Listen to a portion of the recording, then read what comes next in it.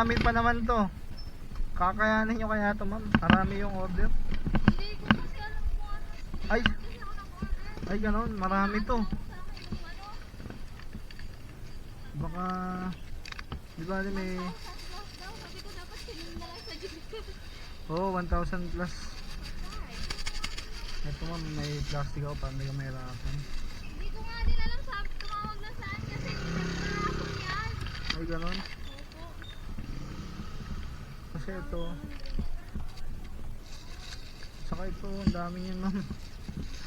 Kanina kasi ako Tapos ilan lang. Bawasan mo lang kaya to sa kuya para may ano ka. Kasi yung ang dami. mag-isa ako kanina. Ito na lang sa'yo kuya. Ay ganon. Ito na sa'yo. Ba't may, Ang dami, hindi ko nga kasi alam na magano tumawag. Sabi, nag-chat lang sa akin. Sabi na ano. ano yung manliligaw niyo ma'am? Hindi.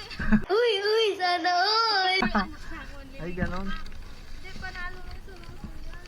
Hindi ko din alam. Sabi mo, dapat inano na lang Gcash. Oo nga, Eh, para, ano kasi nila doon nilagay kasi Max. Eh, hindi ko rin. Ano pala niya? dami nga ma'am. Oh. Sabi ko 1,000 plus. Ano in-order no? Ito pangit sa lagayan ng McDo. Ano? Papel. Ano, papel lang. Dapat magandang plastic or ano. Para pagka kahit maulan siya. Hindi mabasa. Oo nga po eh. Eh ma'am, salamat ma'am.